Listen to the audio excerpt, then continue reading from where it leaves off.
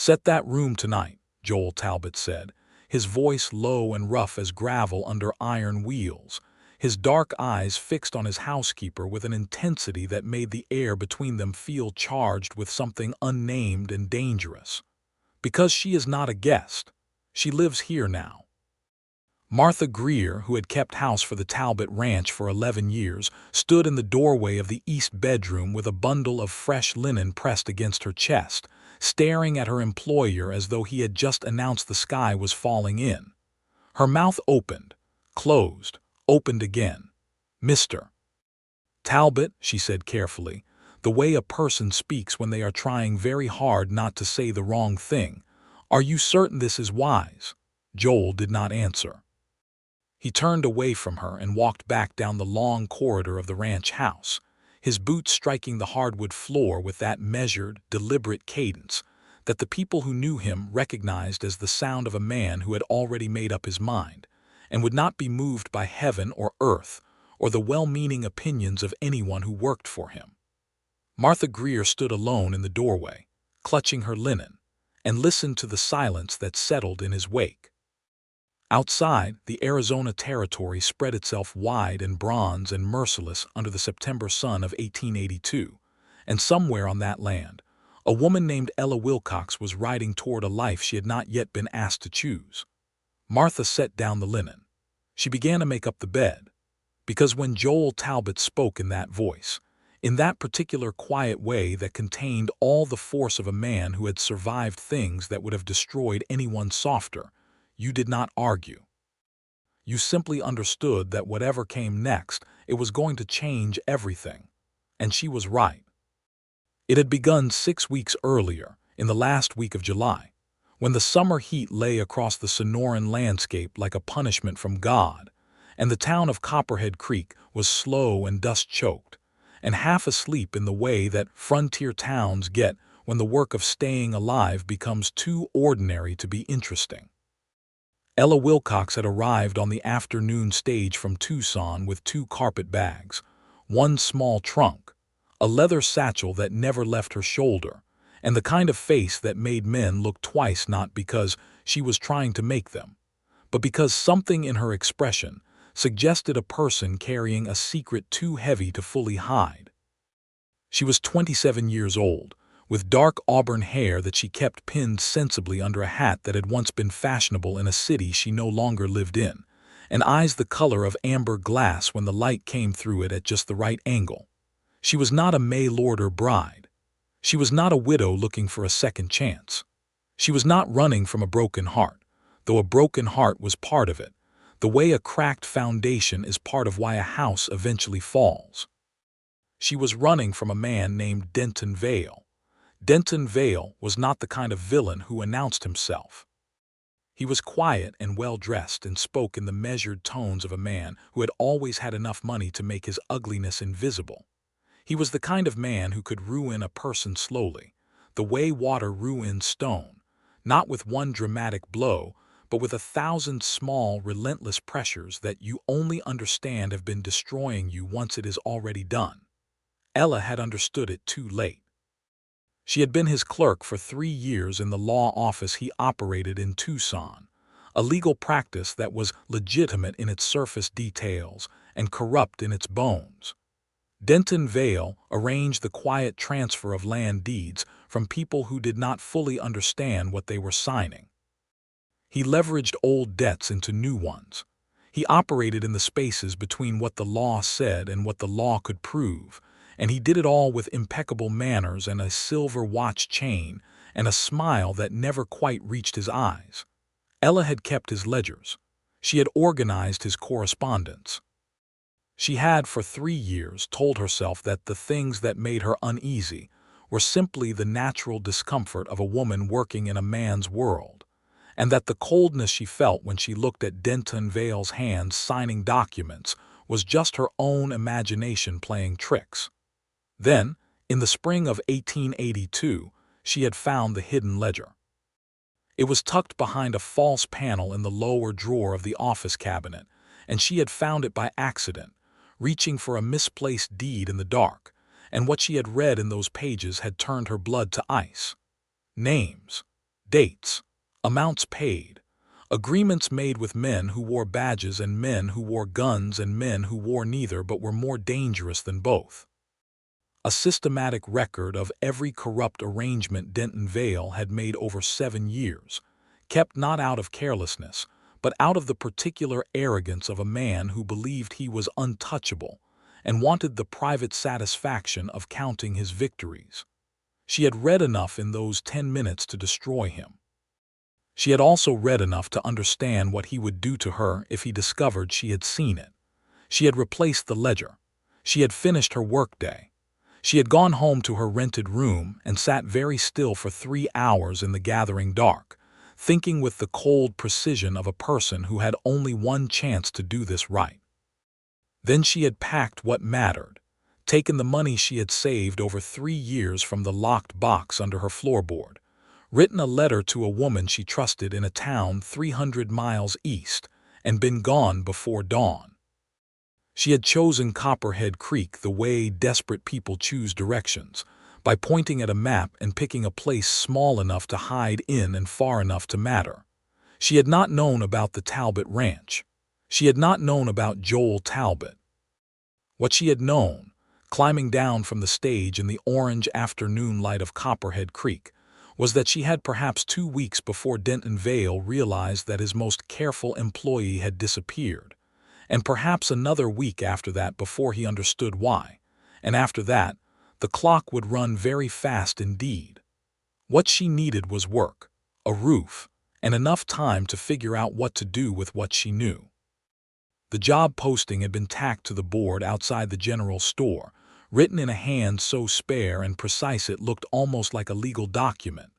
The Talbot Ranch, 6 miles east of Copperhead Creek, was seeking a housekeeper of reliable character. Room and board provided. References preferred.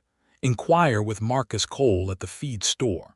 Ella had read it twice and made her decision in the space between the second reading and the folding of the paper.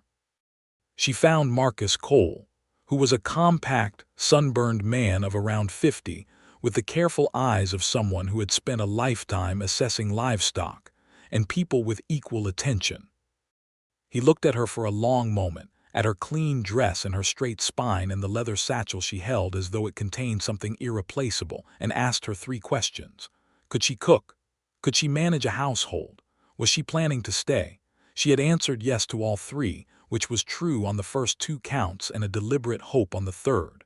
Marcus Cole had sent word to the ranch that afternoon. Joel Talbot had ridden into town the following morning. Ella was having breakfast at the town's one boarding house when he walked in, and she understood immediately which man he was without being told, because there was something about the way he moved through a doorway that suggested a person who was accustomed to having enough space and was merely tolerating the walls out of politeness. He was 34 years old, tall and lean with the kind of strength that comes from actual physical labor rather than the performance of it, with dark hair that curled slightly at the back of his neck, where it had grown past its last cutting, and a jaw that looked like it had been carved by someone with strong opinions. His eyes were a particular shade of dark gray that in certain lights appeared almost black. He sat down across from Ella Wilcox and looked at her the way a man looks at something he is trying to take the full measure of before he commits to an opinion, and Ella looked back with the directness of a woman who had learned that looking away first was the thing that got you into trouble. "You're the woman Marcus told me about," he said. "Ella Wilcox," she confirmed. "You're Mr. Talbot." "Joel," he said. It was not a correction of warmth, exactly. It was more like efficiency. He was a man who didn't see the point in extra syllables. He asked her questions that were different from Marcus Cole's questions. He asked what she had done before. She said she had been a clerk in a legal office in Tucson. He asked why she had left. She said the position had ended. She said it calmly, looking him directly in the eye the way she had practiced saying it in her head, and something in his expression shifted, not disbelief exactly, but an awareness, the look of a person who recognizes when someone is telling a partial truth and chooses, for the moment, not to press it. He told her the ranch ran cattle, 40 head of longhorns, and a small cutting horse operation.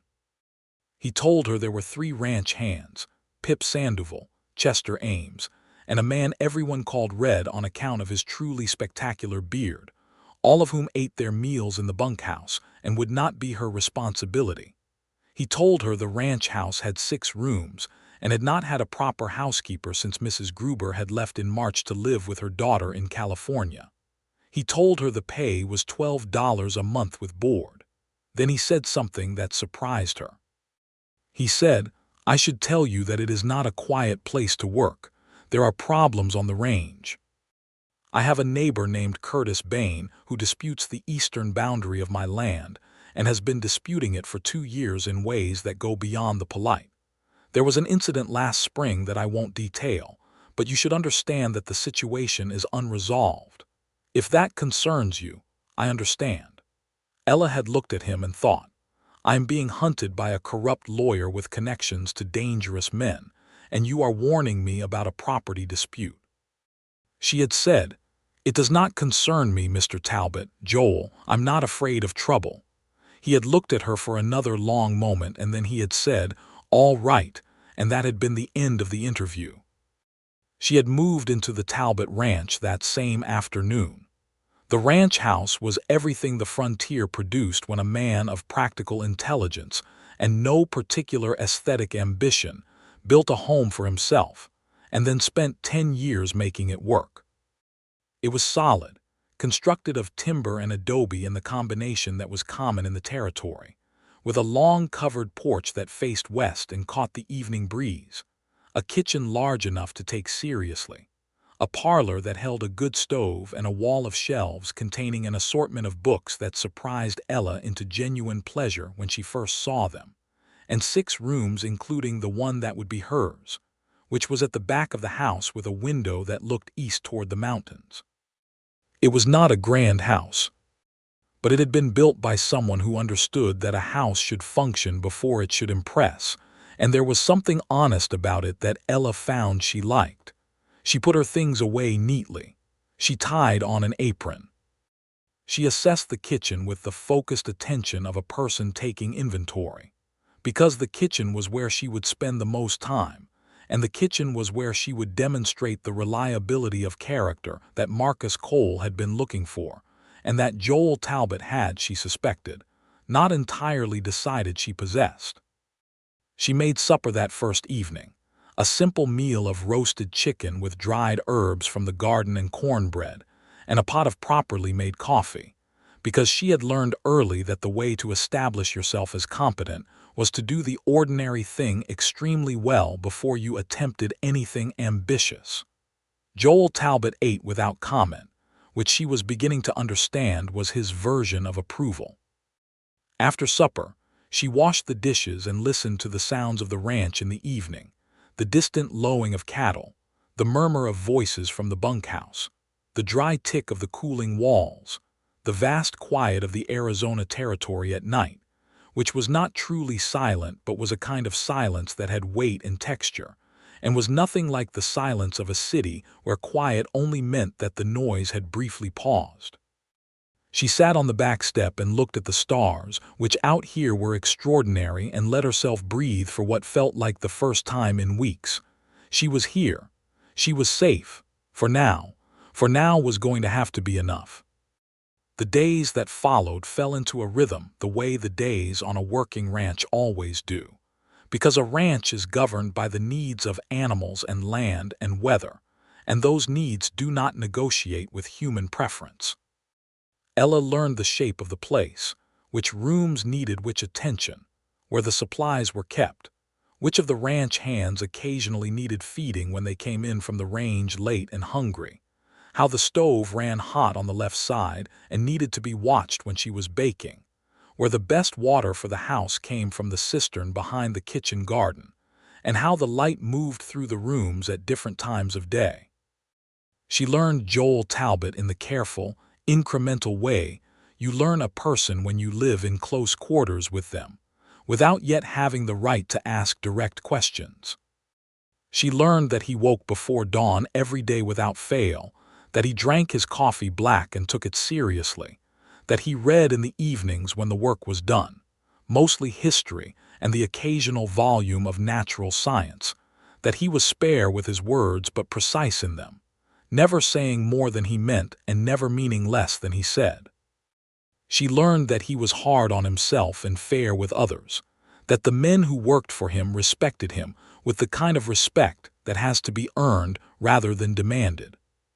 She learned that he carried something quiet and heavy in him, the way certain people carry old grief, not dramatically but as a steady weight that shapes the way they move through the world.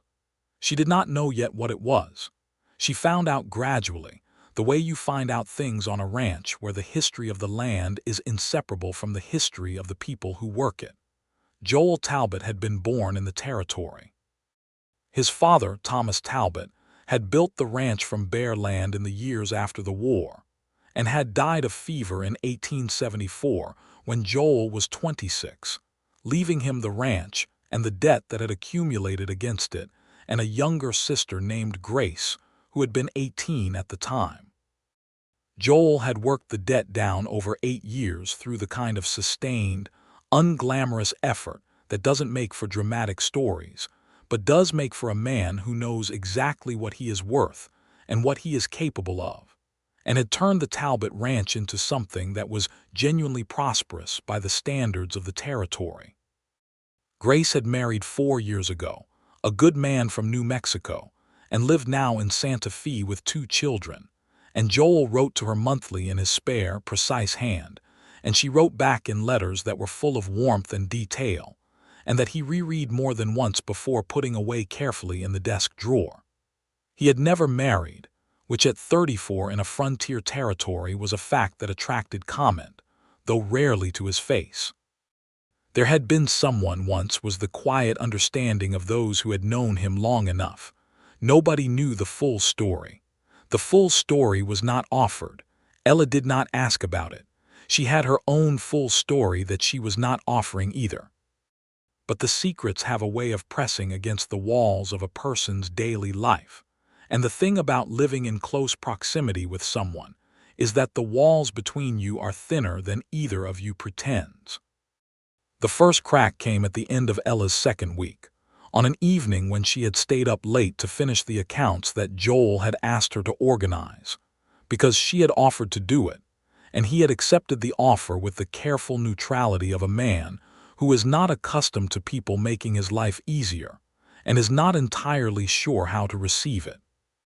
She was sitting at the kitchen table with the ledger books open before her and the lamp turned up, and she was so absorbed in the work, which was the kind of detailed, logical work that her mind was genuinely good at, that she did not hear him come back in from the late check of the South Range. He stopped in the kitchen doorway and looked at her. She looked up. For a moment neither of them said anything, and something passed through the kitchen air that was not quite words but was not nothing either.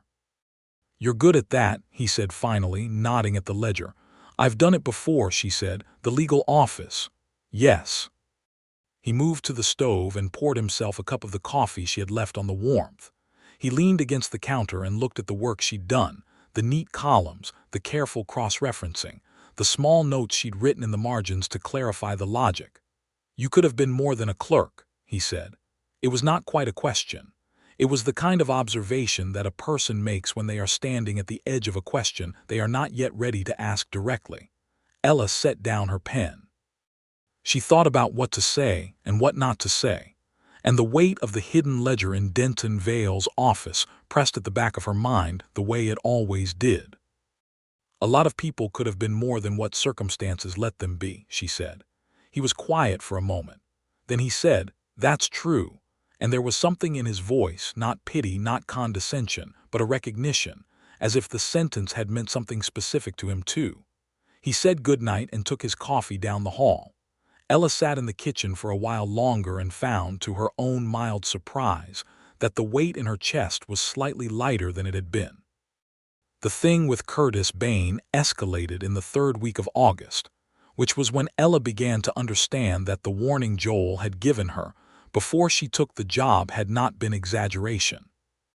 Curtis Bain was a large, weathered man of about 50 who operated a cattle ranch on the eastern boundary of the Talbot land and who had, for reasons that seemed to Ella to be about something older and more personal than simple property lines, devoted a significant amount of energy to making Joel Talbot's life difficult.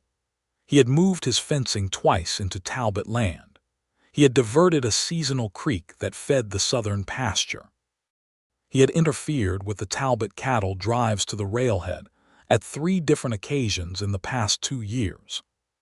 What had happened in the spring, what Joel had referred to obliquely in their first conversation, was that one of Bain's men had fired on Pip Sandoval and grazed his shoulder, and there had been a confrontation that had come very close to becoming the kind of thing that left men dead on the range and created more trouble than it solved. Joel had pulled back from the confrontation. It was not, Ella would come to understand, because he was afraid. It was because he was smart enough to know that the next step after gunfire was territory where the only outcomes were bad ones, and he was a man who thought about outcomes. But in the 3rd week of August, Bain's men took 4 Talbot cattle from the eastern range, and this was a line that could not simply be stepped back from. Ella was hanging laundry when she saw Joel ride in from the east with his jaw set and his eyes like iron, and she knew from the way he dismounted that something had happened. He told her at supper, because she had begun to understand that he was a person who needed to say things out loud when they were eating at him, not to ask for advice, but because the saying of them was how he processed them, and she had begun to understand too that being the person he said them to was a thing she was starting to value more than she had expected. He took 4 head, Joel said. Red found the tracks clear as anything, crossed the boundary line onto Bain land. What are you going to do? Ella asked. Go to the county sheriff, file a formal complaint. Will that work? He looked at her with an expression that was the closest he got to wry humor. It's what the law says to do. That wasn't my question. He was quiet for a moment. No, he said, it probably won't work. Sheriff Dawes is a decent enough man, but he doesn't want to get between 2 ranching operations over 4 cattle. I know that going in. Then why do it? Because doing the right thing through the proper channels, even when you know the proper channels won't fix it, is still the right thing to do. It creates a record. It establishes that you're the one acting in good faith. He paused. And because the alternative is riding onto Bain's land and taking back what's mine, and that ends with someone getting shot. Ella looked at him across the table, and something in her chest turned over quietly and settled somewhere new, because she recognized in what he had just said the same logic she had used when she had replaced Denton Vale's hidden ledger and walked out calmly, and not taken the obvious, reckless action of confronting him. The recognition of it made her feel, for a moment, less alone than she had in months. She said, You're a man who plays a long game. He said, I'm a man who would rather be right in the end than right now. It was not an especially romantic thing to say, and the kitchen was not an especially romantic setting, and they were having this conversation over the remains of a beef stew that she had made from the leftover roast. And yet Ella Wilcox found herself looking at Joel Talbot in the lamplight and feeling something shift in the careful arrangement she had made of her feelings, the arrangement that said, This is work, this is survival, this is not a complication you can afford. She looked back at her plate. She cleared the table. She did not let herself think about it more than that. Not then. The trouble she had brought with her arrived in Copperhead Creek on the 2nd Thursday of September, and it came in the form of a man named Harlan Quirk, who worked for Denton Vale and who had the flat, unhurried manner of a person who is paid to wait and to follow, and who has been doing both for long enough that he is very good at it. Ella saw him first from the window of the general store, where she had come into town with Chester Ames to pick up supplies. He was sitting outside the saloon with a glass of something untouched in front of him, watching the street with the particular quality of stillness that she had learned to recognize in Tucson as the stillness of a man being paid to watch. She felt the cold drop through her stomach. She kept her face steady. She finished the supply list with Chester.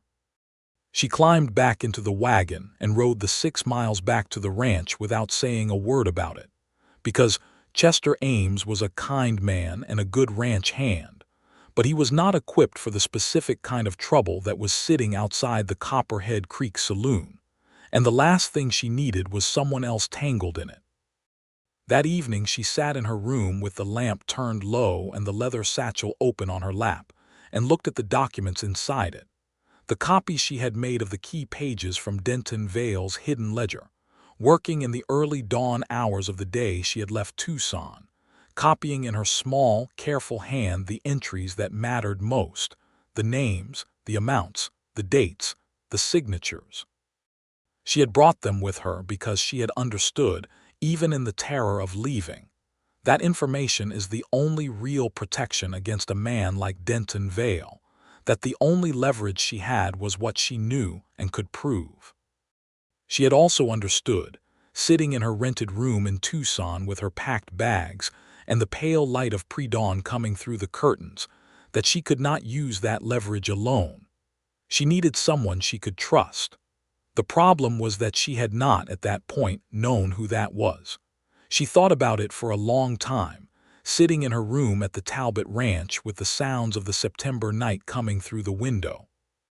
She thought about what Harlan Quirk being in Copperhead Creek meant, which was that Denton Vale had found the direction she had run in, even if he had not yet found her specifically. She thought about how much time she might have.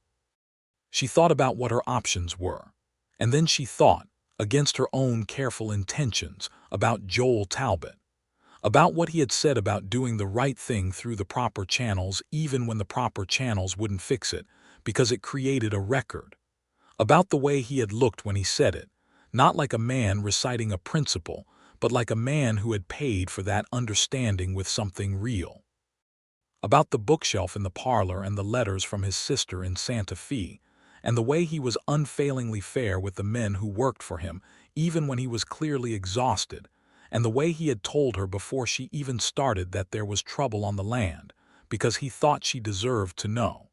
She closed the satchel. She made a decision. In the morning, she asked Joel if she could speak with him privately after breakfast. He said yes with the calm of a man who took things as they came, and when the dishes were done and the ranch hands had gone to the range, they sat together in the parlor with the morning light coming through the window and the smell of coffee still in the air, and Ella Wilcox told Joel Talbot the truth. Not all of it at once. Not with drama. She told it the way she told everything, in precise, ordered detail, the way a person trained to keep accurate records speaks when the records are about their own life. She told him about working for Denton Vale, about the hidden ledger, about what was in it, about how she had left, about the man sitting outside the saloon in Copperhead Creek. She watched his face as she talked. He did not interrupt. He did not react with shock or alarm in the ways she had been afraid he might. He listened the way a man listens when he is taking in information and is reserving judgment until he has all of it. When she finished, the room was quiet. Then he said, "Did you bring copies?" She had not expected that to be the first thing he said. She looked at him. "Yes," she said. "Show me." She brought the satchel from her room and laid the documents on the table between them, and he looked at them with the focused, unhurried attention of a man reading a contract, which she supposed in a sense these were. He did not rush. He read carefully. She watched him and waited. Finally he looked up. "These are real," he said. It was not a question. "Yes. This man Benton, the one who took payments here and here," he tapped the page, "he's a territorial judge." "Yes. And Quirk is in town now. I saw him yesterday." Joel was quiet for a moment. Then he stood up and went to the window and looked out at the land, and Ella watched the set of his shoulders and the stillness of him and waited to find out what kind of man he was, the kind who sent for trouble or the kind who stepped into it. He turned back to her. "You're not going anywhere," he said. She felt her breath catch. "I beg your pardon." "You're not going anywhere," he repeated, and his voice had the quality she had learned in their weeks together was its most serious register, the low, steady, completely decided tone. "Quirk is in town, which means Vale knows the territory you went to. but he doesn't know exactly where you are, or you'd already have had a knock on the door. You're safe here for now, and here is where you stay until we figure out what to do with what you've got." Ella looked at him for a long moment. "This isn't your problem," she said. "You came to my house," he said. "That makes it my business." "Joel. Vale has a corrupt judge on his list," he said, "which means he has protection in the territorial courts, but federal circuit jurisdiction is different. I know a man in Tucson who has the ear of the federal marshal's office. What you have in those pages, Ella, with the right hands and the right filing, that's not just enough to ruin Vale. That's enough to bring down half of what he built." She stared at him. He said it as if it were simple, as if the path forward were clear. As if the fact that she had been carrying this weight alone for 2 months and had not yet seen a way through, it did not mean that a way through it did not exist. He said it the way a man speaks when he has spent years making difficult things work through patience and clear thinking, and the willingness to do the right thing even when it is inconvenient. And Ella felt something crack open in her chest, something she had been holding very tightly for a very long time, and she had to look away from him for a moment before she could speak. "You don't even know me that well," she said. "I know you well enough," he said, and his voice was quiet and certain, and it settled over her like something she had not known she had been waiting to hear. She looked back at him. "All right," she said. He sent a letter that same day, via the afternoon post rider, to a man named Thomas Farrow in Tucson, who was an attorney of the legitimate kind, and who had, according to Joel, been trying to find a crack in Denton Vale's operation for the better part of 3 years on behalf of 3 different clients who had lost land to him, and had no recourse under the corrupt local judiciary. The letter was brief and said nothing specific, but asked Farrow to come to Copperhead Creek at his earliest convenience, and to come quietly. They gave Harlan Quirk no reason to look at the Talbot ranch.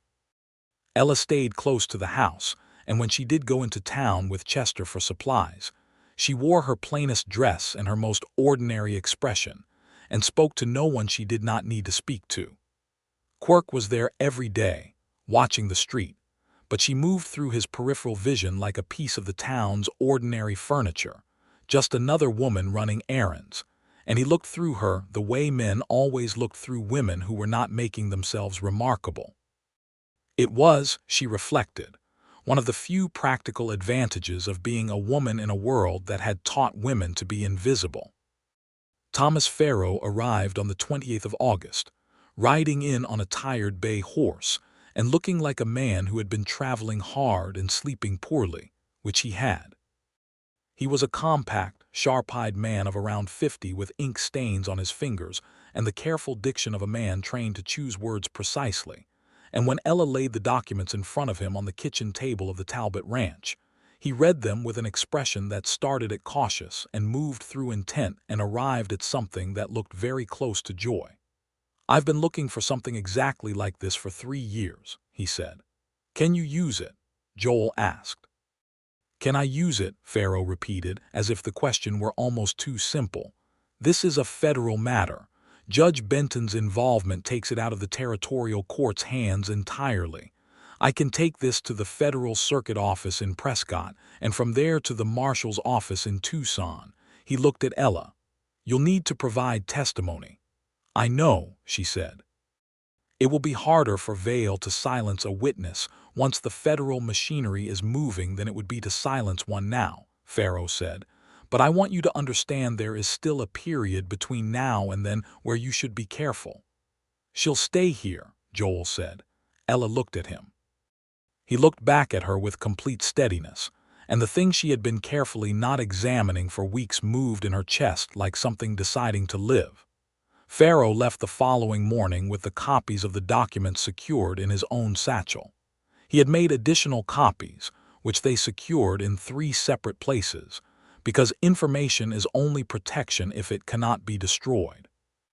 It was after Farrow rode away, standing on the porch of the ranch house in the morning light, that Joel said something that had nothing to do with the legal situation and everything to do with the thing between them that had been building in the silences and the shared meals and the evenings in the parlor and the conversation over ledger books, and the simple daily fact of being two people who were, without having chosen it, becoming necessary to each other.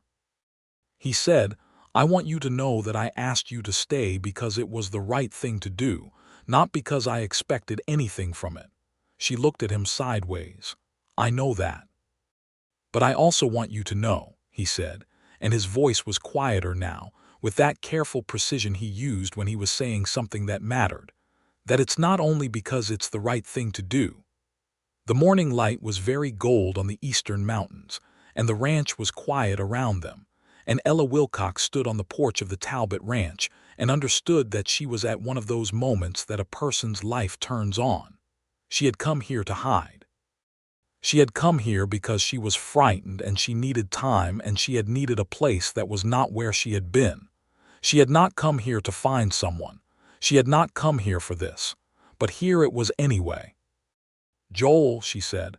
"You don't have to say anything," he said immediately, the way a person says it when they mean it and are not just being gracious. "I'm not saying anything yet," she said. "I'm just saying your name." He looked at her for a moment, and something in his face that was usually controlled shifted, and the corner of his mouth moved in what was almost a smile. And it was the first time she had seen anything close to a smile from him, real and unguarded, and it changed his face entirely, and she thought, "Oh, this is a problem." She thought it the way you think something is a problem when it is actually the opposite of a problem, but you have not yet worked up the courage to call it by its right name. She went back inside to make breakfast. He went to check on the horses. They did not speak of it again for several days, which was perhaps not the most efficient way to handle it, but was consistent with who they both were, people who processed things slowly and carefully, and did not speak until they were sure of what they wanted to say. In the meantime, things happened. Curtis Bain made another move on the eastern boundary, this time with 3 men, and Joel and Red rode out to meet them, and there was a confrontation that did not become violence but came close enough that Ella, watching from the far end of the east field where she had gone to pick the dried beans from the garden stakes, felt her heart kick hard in her chest when she saw the men facing each other across the fence line. Joel held it. He held it the way he held everything, with a steadiness that was not passive but was the active, deliberate choice not to escalate, and eventually Bain's men backed down and rode away, and Red said something to Joel that made him shake his head, and they rode back in. When Joel came in for supper that evening, Ella set a plate in front of him and said, without looking up from the stove, "I was watching from the bean rows." He said after a pause, "I know," she said, "I was worried." There was a silence in the kitchen that was different from the ordinary silences, heavier and more meaningful, and she finally turned from the stove and looked at him, and he was looking at her with an expression that made it entirely impossible for her to pretend she did not know what was happening between them. She said, "This is complicated." He said, "Most worthwhile things are," she said. "I don't know how long I'll need to stay. I don't know how the thing with Vale will go. I don't know what's coming." He said, "I know," she said. "I don't want you to think that, Ella," he said, and her name in his mouth was so quiet and so certain that it stopped her mid-sentence. "I know what you are." She looked at him across the kitchen, across the lamplit table with its plate and its coffee cup and its absolute ordinariness, and she thought, he does know. That was what was so strange and so startling about this man.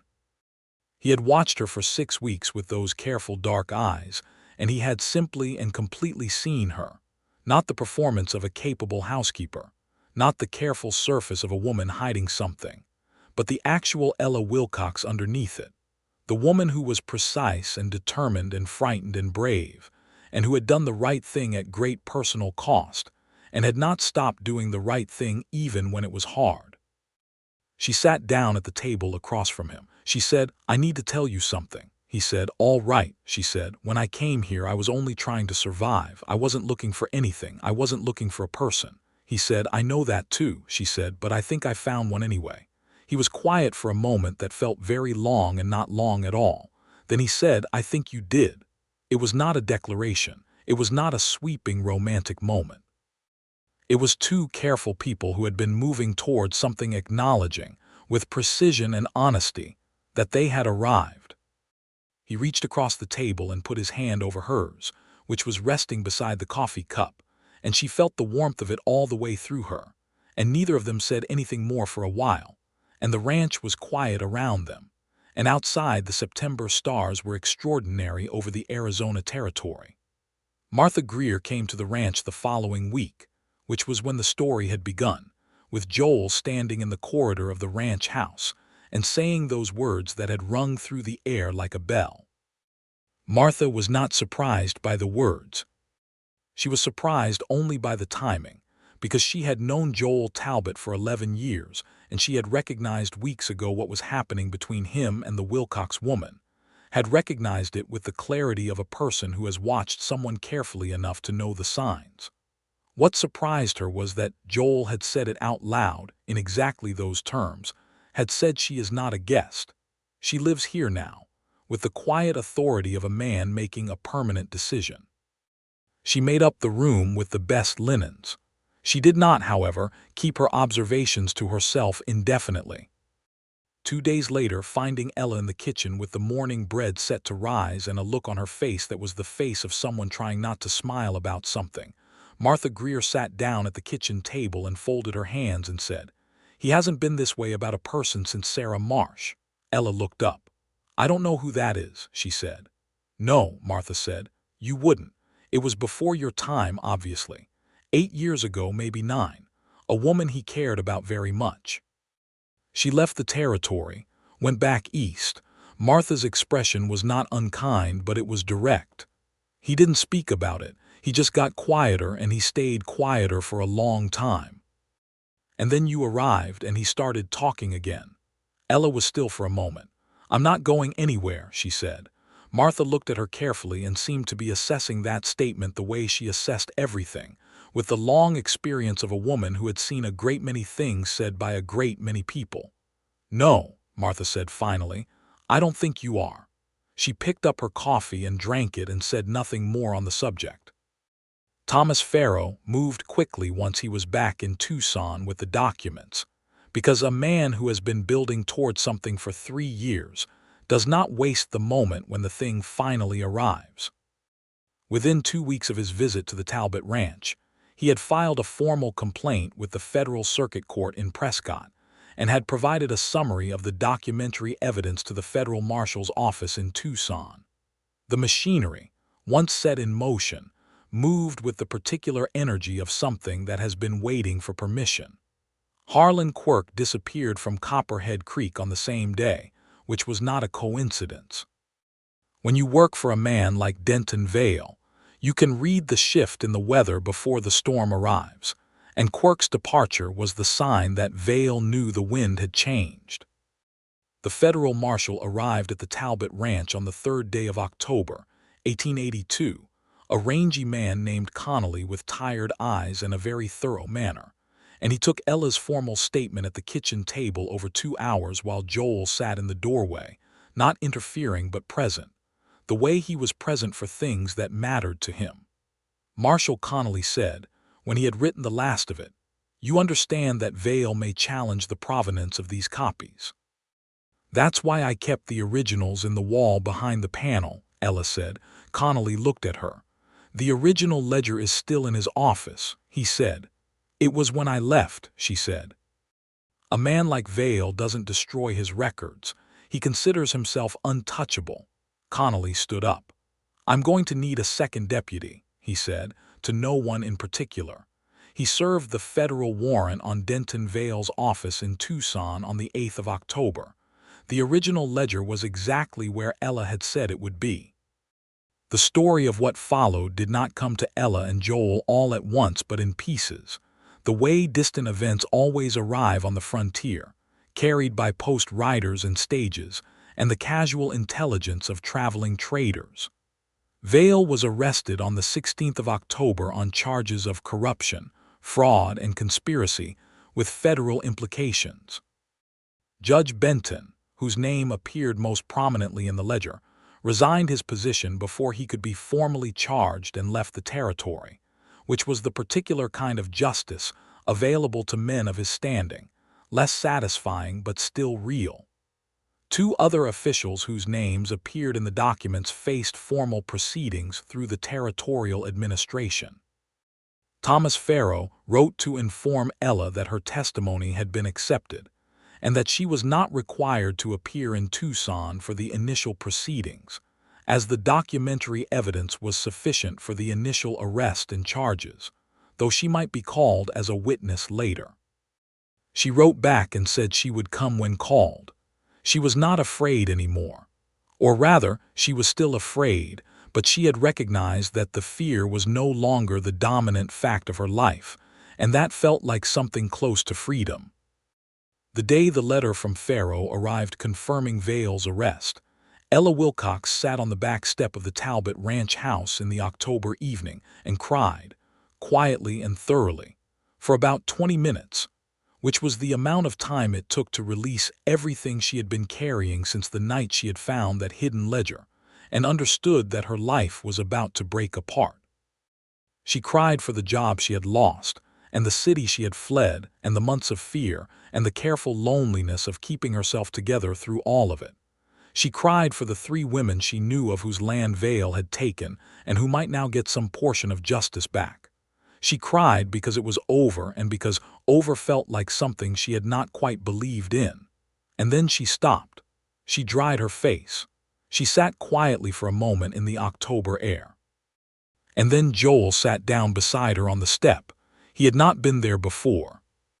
He must have come out and seen her and simply waited, because he understood about needing to finish a thing before you could be received, and he had the patience to wait. He did not say anything. He simply sat beside her and handed her his handkerchief, which was clean and folded, and she took it and looked at it and almost started crying again, but did not. They sat on the back step together in the fading light, with the mountains going purple and the first stars arriving, and the smell of the October range around them, dry grass and distant cattle, and the sharp mineral scent of the territory at the turn of the season. After a while Ella said, "I don't know what to do now." Joel said, "In what sense?" she said. "I've been running toward something for 4 months, and now the thing I was running toward has happened, and I'm sitting here and I don't know what comes next." He was quiet for a moment. Then he said, "Stay here." She turned to look at him. "Martha made up the room," he said. "She made it up because I told her to, and I told her to because I want you here. Not because there's a problem to solve or a reason it's convenient for you to be under this roof. But because I want you here, because this is where you belong." The mountains were going dark now and the stars were coming out overhead, brilliant and clear, and the ranch was all around them, solid and present, and Ella Wilcox looked at Joel Talbot and thought about the woman who had climbed down from the stage in Copperhead Creek 4 months ago with 2 carpet bags and a heart full of fear and a determination to survive at all costs. That woman had survived, and she had done it by being here in this place with this man. "I'd like to stay," she said. "Good," he said. He did not reach for her hand this time. He simply remained beside her, solid and steady, with that quality he had of being entirely present in a moment without demanding anything from it. And Ella leaned very slightly against his shoulder and felt him, very slightly, lean back. They stayed on the step until the stars were fully out and the night sounds of the ranch were settled around them. It was the last night of the way things had been. In the weeks that followed, something new took shape between them, less cautious than what had come before, more fully acknowledged, though still carried in the particular style of 2 people who are not given to speeches. It lived in the small dailiness of their life on the ranch. In the mornings when he brought in firewood before she asked for it, and she had his coffee ready before he had fully sat down. In the evenings in the parlor where she read and he read, and they occasionally spoke about what they were reading with the quiet pleasure of people whose minds worked well together. In the way he began to tell her the plans he was making for the ranch, not as reports to a housekeeper, but as conversations with a person whose opinion he valued. In the way she began to ask questions that were not about the management of the house, but about the land and the cattle, and the long game he was playing with the eastern boundary, and what he thought the territory would look like in 10 years. Curtis Bain's challenge to the eastern boundary was resolved in November, not through gunfire or dramatic confrontation, but through the Territorial Land Office, where the combination of Joel's careful documentation over 2 years and the testimony of old Marcus Cole, who had been ranching in the territory before either of them, and remembered exactly where Thomas Talbot had set his stakes, produced a ruling in Joel's favor that was clean and legally binding. Bain disputed it and was told by a new territorial judge, one who did not appear in any of Denton Vale's ledgers, that the ruling stood. The 4 cattle that had been taken were not returned, because by the time the paperwork was settled, they had been in Bain's herd for months, and distinguishing them was not practical. Joel accepted this as a part of what a fair resolution looked like, because a fair resolution is not the same as a perfect one, and the eastern boundary was worth 4 cattle.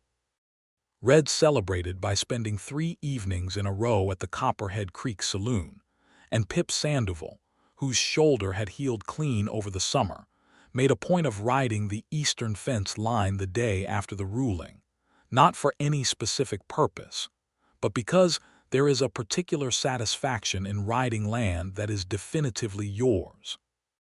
Chester Ames said to Ella, one morning while she was handing him a fresh-made pie to carry to the bunkhouse, "Miss Wilcox, I want you to know that all 3 of us are glad you're here.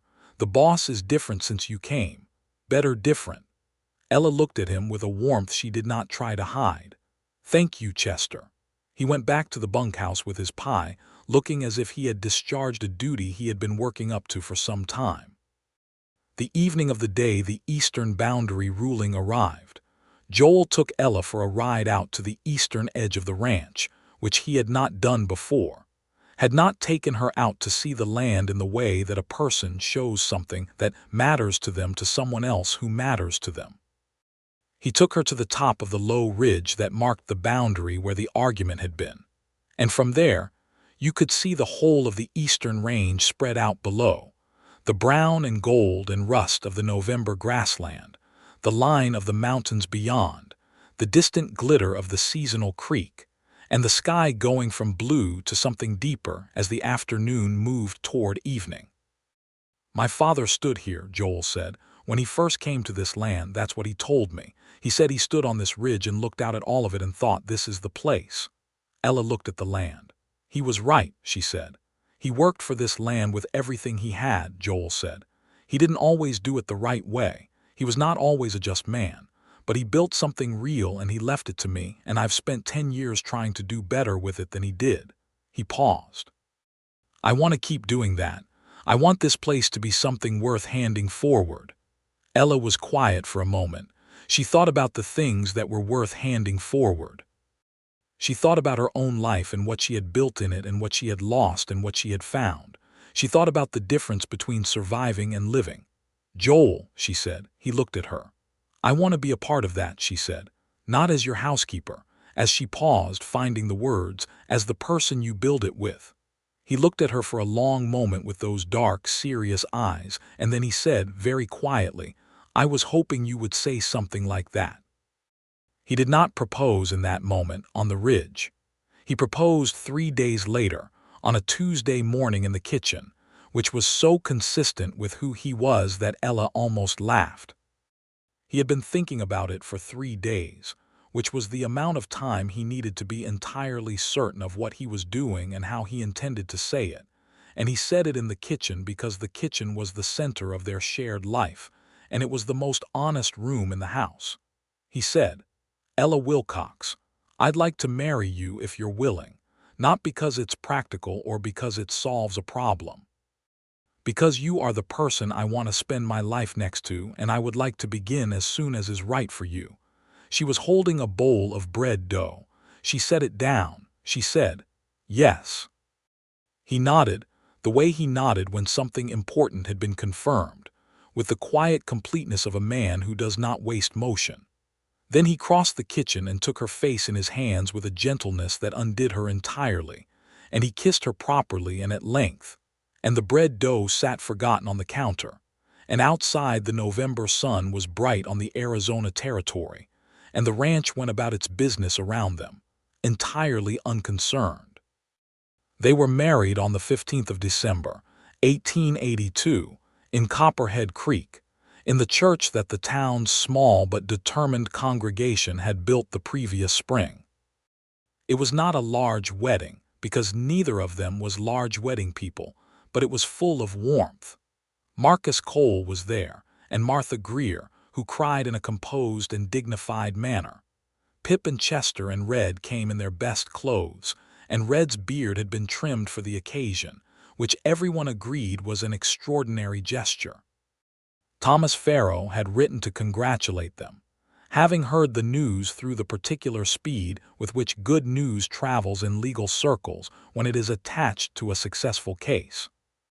Grace Talbot sent a letter from Santa Fe that arrived 3 days before the wedding, and that Joel read at the kitchen table with an expression Ella had not seen on him before, something open and young and briefly unguarded. And when she asked him about it, he handed it to her silently, and she read Grace's words, which were warm and wonderful, and ended with, "Tell her she's gaining the best man I've ever known and the most impossible, and I love him more than I can say, and tell her I cannot wait to meet her." Ella read it and felt the particular fullness of someone who has been out in the cold for a long time and has finally come in. The ceremony was performed by the town's minister, a Reverend Hawks, who was thorough and sincere. And when Joel took her hand and spoke his vows in his low, certain voice, Ella felt as though everything that had happened over the past 5 months, the fear and the flight and the careful survival and the slow, unexpected building of something true, had been leading to this particular moment with this particular man. She spoke her own vows clearly and steadily, looking at him the whole time, and she saw something in his face when she spoke them that she knew she would carry with her always. They rode back to the ranch together in the winter afternoon, and when they arrived, Martha had laid a proper dinner, and the ranch hands had strung a line of lanterns along the porch, which was entirely their own idea, and which Ella found so unexpectedly touching that she had to press her lips together for a moment before she could properly thank them. Inside, the ranch house was lit and warm and full of the smell of good food and wood smoke, and it was exactly itself, exactly the place it had always been, and yet it was also entirely different, because it was theirs now in a way it had never quite been before. Joel stood in the parlor doorway and looked at her, and she looked back at him, and the whole history of the past 5 months was between them, and so was the future, wide and unwritten, and she thought, yes, this is the place. The winter settled over the Arizona territory in the particular way it does, not with the brutal cold of the northern plains, but with a dry clarity that made the days brilliant and the nights sharp, and the ranch went into its slower winter rhythm, the cattle grazing on the southern range where the grass was still good, the men working the horses, the mending and maintenance that there was never enough time for in the busy seasons. Joel and Ella worked the land together, not in the sense that she took on the outdoor labor of the ranch, but in the deeper sense that 2 people who have committed to a shared life share its thinking and its planning. He told her everything about the operation, and she engaged with it the way she engaged with everything, with precision and intelligence and the occasional insight that came from seeing something clearly from the outside. She kept the accounts with a thoroughness that made Joel's financial life cleaner and better organized than it had been since his father's time. She managed the household with quiet competence and had gradually made it more comfortable without making it less honest, adding small things, curtains that let in more light, a good rug for the parlor, a second lamp for the kitchen, that improved the daily quality of life without pretending to be something it was not. And in the evenings, in the parlor with the stove going and the winter dark outside, they read and talked and were easy with each other in the way that the best kind of life is easy, not effortlessly, but with the ease that comes from mutual understanding and mutual respect and the steady accumulation of trust. She was happy. She realized one February evening, sitting across from Joel with a book in her lap and the firelight on his face, genuinely and deeply happy, in a way that was different from the happiness she had imagined when she was younger, and had imagined happiness as something that arrived fully formed and remained.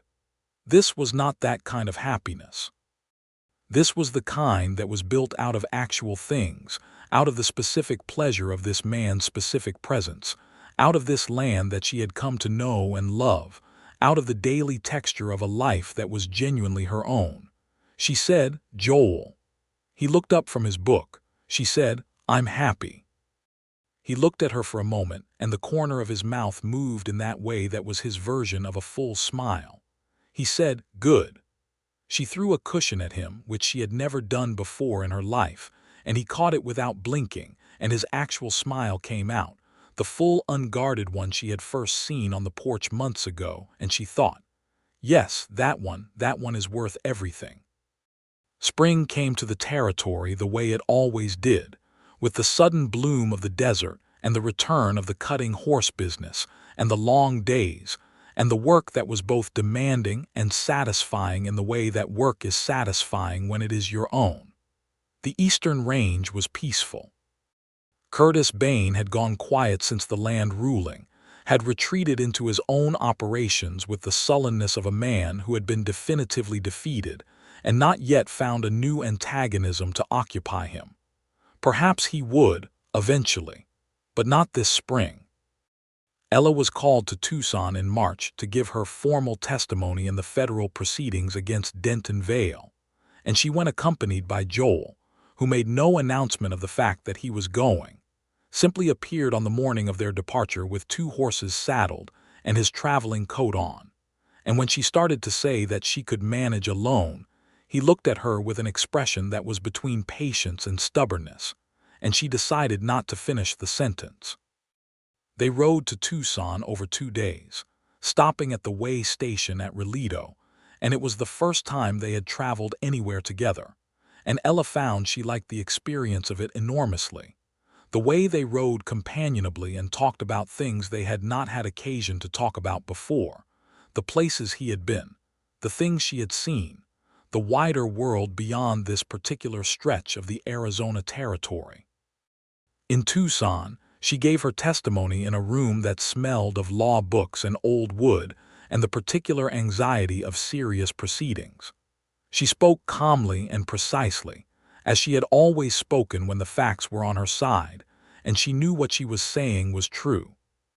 Denton Vale was present, sitting across the room in a fine suit that looked somewhat diminished by the context, and she met his eyes once and held them until he looked away, which was the most satisfying single moment of the entire 5 months. She and Joel stayed 2 nights in Tucson, at a decent hotel, and on the second evening they had supper in the hotel dining room, which was a more formal setting than they were accustomed to, with proper tablecloths and a menu written on a card, and Joel wore a jacket and looked distinctly uncomfortable in the stiffness of it, which she found endearing. After supper they walked along the Tucson street in the mild March evening, and she showed him the building where Vale's office had been, which was now closed and locked with a notice from the federal court attached to the door, and she stood looking at it for a moment. Then she said, "I'm glad I found that ledger." Joel said, "So are the people whose land he took." She turned to look at him in the lamplight of the street. "I was terrified," she said. "When I found it, I was completely terrified." "I know," he said. "But it was the right thing to do," she said. "Yes," he said. She took his hand, he held it. They walked back to the hotel through the lamplit Tucson evening, and she felt the weight of everything that had happened in the city lift off her shoulders. Not entirely, because things like that leave marks, but sufficiently, enough to feel like she was finished carrying it alone. Denton Vale was convicted on 7 counts of fraud and corruption and conspiracy in April of 1883, and was sentenced to 12 years in the territorial prison at Yuma. 2 of his associates received shorter sentences. The corrupt Judge Benton, who had fled the territory, was later tracked to Kansas and brought back to face reduced charges, having made a deal in exchange for testimony, which was its own kind of imperfect justice, but was justice nonetheless. Thomas Farrow wrote to announce the verdict with something approaching jubilation, which for Farrow, who was not a jubilant man, expressed itself as 2 extra sentences at the end of his usual precise legal summary, saying that he considered this among the most satisfying outcomes of his career, and that the territory owed Ella Wilcox Talbot a significant debt. Ella read the letter at the kitchen table, and then she set it down, and then she went outside and stood on the ranch house porch in the April morning and breathed the clear, warm air of the Sonoran spring with everything blooming in the scrub around the house, the bright yellow of the palo verde and the improbable pink of the prickly pear and the wide blue of the April sky. Joel came up beside her. She handed him the letter. He read it. He folded it and handed it back. "It's done," he said. "It's done," she agreed. He put his arm around her shoulders. She leaned into him, and they stood together on the porch of their ranch in the April morning, and the territory spread itself wide and bright and belonging around them. She was going to tell him something she had known for 2 weeks and had been finding the right moment for, but she found she did not need a special moment. The porch on an April morning with the world in bloom was exactly right. She said, "I'm going to have a baby." He went very still for a moment. Then he turned to look at her, and his face did the thing it did when something mattered to him more than he quite knew how to say, the slight, careful movement of it that she had learned to read as the thing that happened before he found the words.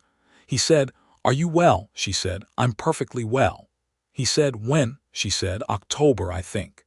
He said, and his voice was quiet and entirely certain, "October." He pulled her close and held her, there on the porch in the April morning, and she felt his heart beating against her cheek, steady and sure, and she thought, "This is what it looks like, the thing on the other side of everything that came before. It looks like this. It looks exactly like this." The months that followed were full and warm and busy in the way that life on a working ranch always is, the spring work giving way to summer, the summer giving way to the long golden season of the territorial autumn. And through all of it the ranch grew and the life they had built together deepened, and the fact of the coming child became more present with each passing week, reshaping the days and the thinking and the small practical arrangements of the house in a way that neither of them found burdensome. Martha Greer, when told the news, became brisk in the particular way she became brisk when she was moved, and immediately began making lists of what would be needed, which Ella appreciated, because Martha's lists were always correct. Grace Talbot wrote from Santa Fe with great warmth and specific advice based on her own 2 children, and announced that she and her husband Robert intended to visit in the autumn, which they did, arriving in late September on the stage from Albuquerque, and filling the ranch house with a warmth and noise it had not had before. Grace was everything her letters had suggested, warm and direct and full of laughter, with Joel's dark eyes in a rounder, more expressive face, and she and Ella liked each other immediately with the thoroughness of women who recognize in each other an essential compatibility of spirit. Grace told Ella, quietly and privately, on the second evening of their visit, what had happened with Sarah Marsh, the woman from 8 years ago, because she felt Ella should know. She told it simply. A woman Joel had cared for deeply, who had found the frontier life too hard and had gone back east, and who had broken his heart not with malice but simply by being a person who could not stay, and how it had closed something in him for years afterward, the way a wound closes over badly when there is still something wrong inside it, until Ella had arrived and opened it back up properly so it could actually heal. Ella listened and understood and thought of the particular quality of care with which Joel had told her, before she had even taken the job, that there was trouble on the land and she should know it. That careful honesty. That commitment to letting a person make a real choice. She thought, he has always been this man. He was just waiting for someone who could stay. She found him afterward on the porch in the October evening with the stars coming out, and she took his hand and he looked at her, and she said nothing and neither did he. But something passed between them that was complete and certain, and needed no other words than the shared quiet of the evening. Their son was born on the 12th of October, 1883, which was almost exactly 1 year after the day Ella had sat on the back step and cried for 20 minutes when she found out Vale had been arrested. The birth was attended by the town's doctor, a capable man named Halsted who had been practicing frontier medicine for 15 years, and by Martha, who was efficient and calm and extraordinarily useful, and by Grace, who held Ella's hand for 3 hours and told her things that were both medically inaccurate and deeply comforting in the particular way of a woman who has done this herself, and knows that what is needed is not information but presence. Joel was outside for the duration of it, as was the custom, and Ella could hear him through the window, not pacing, because that was not his way, but very still, the way he was still when something mattered enormously. When Dr. Halsted opened the door and told him he had a son, the ranch hand said afterward that they heard the sound he made from the bunkhouse, which was not a shout but was something adjacent to it, something raw and surprised and entirely unguarded, and that it was one of the most satisfying sounds they had ever heard. He came into the room and looked at her, and she looked back at him, and between them was their son, small and red and furiously alive, and Joel Talbot, who was a man of few words, said nothing at all for a long moment, just looked at them both with an expression so open and undefended that it was almost hard to look at directly. Then he said, his voice rough with something she had never heard in it before, "You are both all right. We are both perfectly all right," she said. He sat on the edge of the bed and held his son for the first time, awkward and careful in the way of men holding new things, and Ella watched him and felt the particular love of that moment, which is unlike any other love, a love that is both new and ancient, and that contains within it the whole of everything that has brought two people to a single point in time. They named him Thomas Wilcox Talbot, after Joel's father and Ella's family name, which was the kind of naming that made sense without needing to be explained.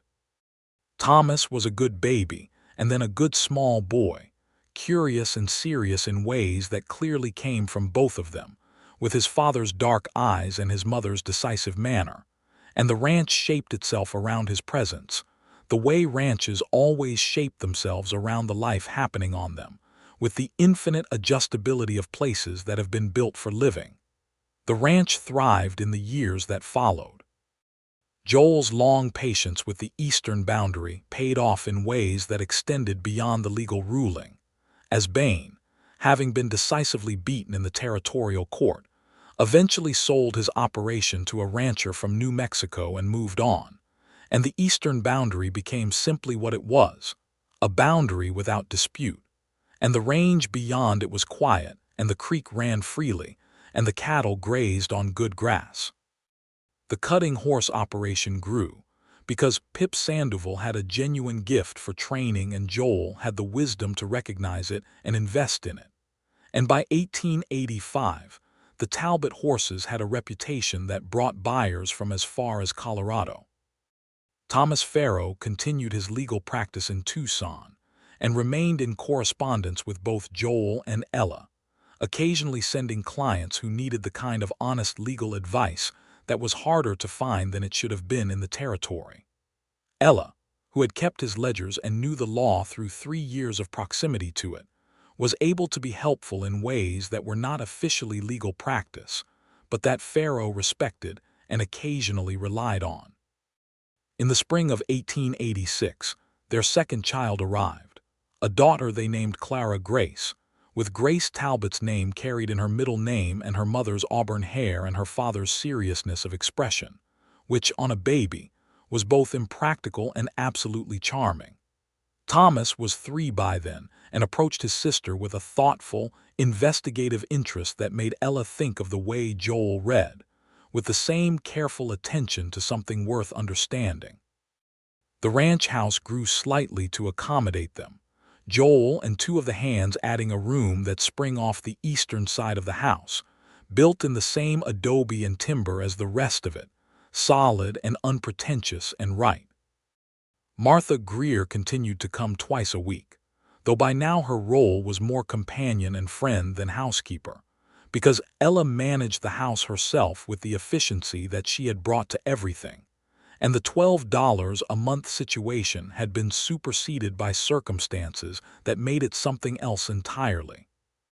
On their 5th wedding anniversary, in December of 1887, Joel took Ella back to the Eastern Ridge at sunset, the same place he had taken her in November of 1882 when the boundary ruling had come in, and they stood together on the ridge and looked out at the range below, bronze and gold in the winter light, and behind them the ranch house with its lit windows.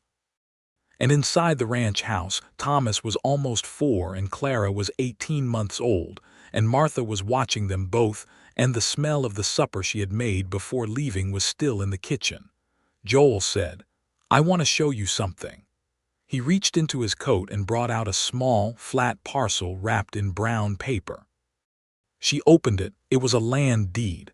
The Talbot Ranch, all of it registered in both their names, Joel Talbot and Ella Wilcox Talbot. She looked at it for a long moment. She said, "You didn't have to do this." He said, "I know," she said. "This has been mine in every way that matters for 5 years." He said, "I know that too. I wanted the paper to say it." She looked at the deed in her hands, at their names together on the official document, and thought about the woman who had arrived on a stage in a small frontier town with 2 carpet bags and a leather satchel, and a heart full of fear, running from a man who had wanted to make her invisible. She was not invisible. She was on a deed. Her name was on the land. She said softly, "Thank you, Joel." He said, "Thank you for staying." She looked at him, this man, this specific man with his dark eyes and his steady hands, and his way of saying the most important things in the fewest possible words, and she felt the whole arc of it, from that first morning at the boarding house table to this ridge in the December light with 5 years of real life between them. And she thought, "I found you by accident, and I found you in fear, and I found you when I was running, and you made me stop running not by stopping me, but by being worth stopping for." She folded the deed carefully and put it in her coat. She took his hand. They stood on the ridge together in the fading light, with the land spread out below them in the winter clarity of the Arizona territory, and the stars beginning to appear overhead in that extraordinary frontier sky, and the ranch house windows warm and lit behind them. The children would need supper. The horses would need checking. The range was quiet. The land was theirs, and all of it, every acre and every day and every morning ahead of them, was exactly enough. It was, in fact, everything.